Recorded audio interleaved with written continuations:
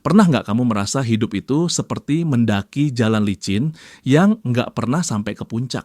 Kamu kerja keras, bangun pagi, lembur sampai malam, tapi hasilnya segitu-gitu aja. Cukup buat makan, tapi jauh dari mimpi. Kalau kamu pernah ngerasa kayak gitu, kamu nggak sendirian. Mungkin tanpa sadar kamu sedang berada di tengah yang disebut sebagai lingkaran kemiskinan. Hari ini jutaan orang di dunia hidup dalam kondisi yang sangat terbatas, tapi sering disalahpahami. Kemiskinan itu dianggap cuma soal uang, padahal kenyataannya jauh lebih kompleks. Kemiskinan memengaruhi cara seseorang berpikir, bertindak, bahkan bermimpi. Ini bukan cuma tentang isi dompet, tapi juga soal cara pandang. Kemiskinan bukan cuma masalah orang lain. Kita semua harus peduli karena ini masalah sosial yang dampaknya bisa menyentuh siapa saja. Dan yang lebih penting, kita nggak bisa memperbaiki sesuatu yang kita nggak pahami. Makanya penting banget untuk mengenali apa sebenarnya akar dari kemiskinan. Karena hanya dengan tahu akarnya, kita bisa menumbuhkan solusi yang tepat.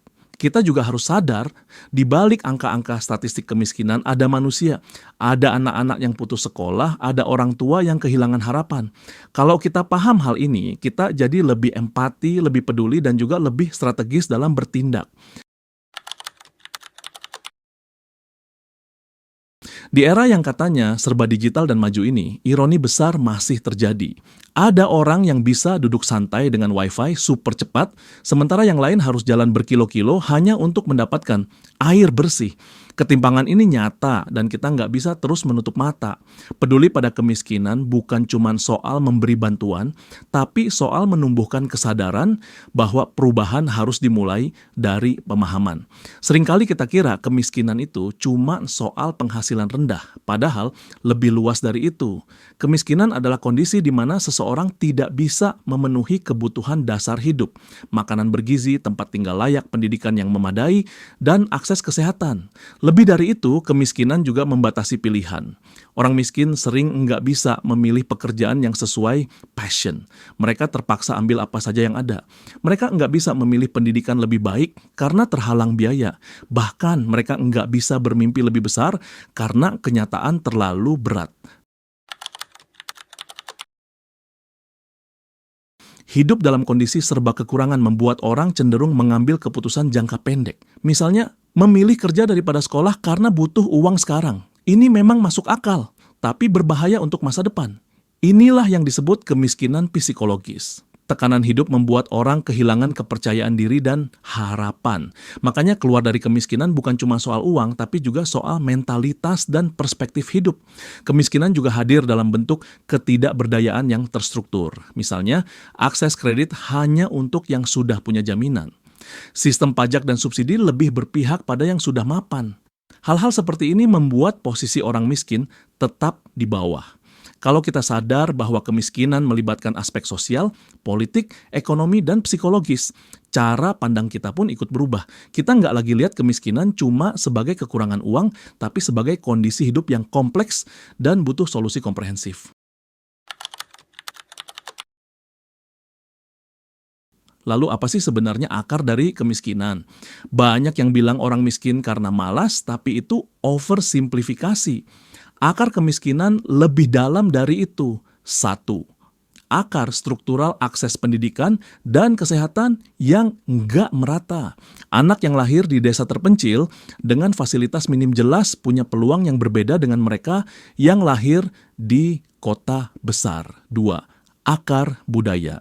Di beberapa komunitas, kemiskinan sudah dianggap nasib. Ada pola pikir bahwa hidup memang ditakdirkan begini, sehingga orang sulit berubah. Tiga, akar psikologis. Orang yang tumbuh dalam kemiskinan sering bawa luka batin dan keyakinan negatif. Merasa nggak pantas sukses, takut gagal, nggak berani bersaing. Empat, akar ekonomi, distribusi kekayaan, dan kesempatan yang timpang. Kalau sumber daya cuma dikuasai segelintir orang, mayoritas masyarakat akan sulit berkembang. Kelima, akar politis kebijakan publik sering menguntungkan elite tertentu, sementara kebutuhan masyarakat miskin diabaikan. Kemiskinan itu seperti jebakan yang sulit diputus. Kamu lahir dari keluarga miskin. akses pendidikan terbatas, dapat pekerjaan bergaji kecil, nggak bisa nabung atau investasi. Anakmu alami hal yang sama, siklus terus berulang. Di dunia self-development, ini disebut limiting belief, keyakinan yang membatasi diri. Misalnya, saya nggak pinter, saya nggak punya koneksi, saya cuma cocok kerja kasar. Ini bukan karena malas, tapi karena pengalaman hidup yang keras. Yang lebih menyedihkan, lingkungan sekitar sering memperkuat keyakinan itu. Saat seseorang ingin berubah, malah dihentikan oleh orang terdekat. Ngapain sekolah tinggi-tinggi, ujung-ujungnya kerja juga. Orang kayak kita mana bisa sukses? Disinilah self-development jadi penting. Karena perubahan besar sering dimulai dari mengubah pola pikir. Kamu harus sadar bahwa kamu layak hidup lebih baik. Bahwa perubahan itu mungkin. Meski lingkungan nggak mendukung, kamu tetap bisa memilih untuk berpikir berbeda. Kita sering lupa, kebiasaan berpikir itu menular.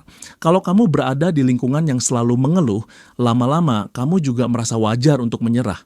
Tapi kalau kamu mulai membiasakan diri mendengar cerita perjuangan, belajar dari kegagalan, fokus pada solusi, kamu sedang menciptakan mindset baru. Saat mindset berubah, energi dan tindakan ikut berubah. Kamu mulai cari peluang baru, berani ambil risiko kecil, dan mulai lihat masa depan bukan dengan ketakutan, tapi dengan harapan. Itulah titik awal keluar dari jebakan kemiskinan dari dalam diri sendiri. Lalu solusinya apa? Jawabannya kombinasi antara sistemik dan personal. Dari sisi sistem, negara dan masyarakat perlu ciptakan akses yang adil, pendidikan gratis, layanan kesehatan terjangkau, pelatihan kerja dan dukungan untuk UMKM. Tanpa ini orang miskin cuma bisa bertahan hidup tanpa bisa naik kelas. Dari sisi personal, berani belajar hal baru. Bangun skill yang relevan seperti desain grafis, video editing, digital marketing. Cari lingkungan baru yang suportif. Jangan pernah merasa sendirian. Banyak orang di luar sana juga sedang berjuang. Kamu nggak harus langsung sukses besar, tapi kamu harus mulai. Langkah kecil yang konsisten. Bantu orang lain di sekitarmu. Kalau punya ilmu atau pengalaman, bagikan.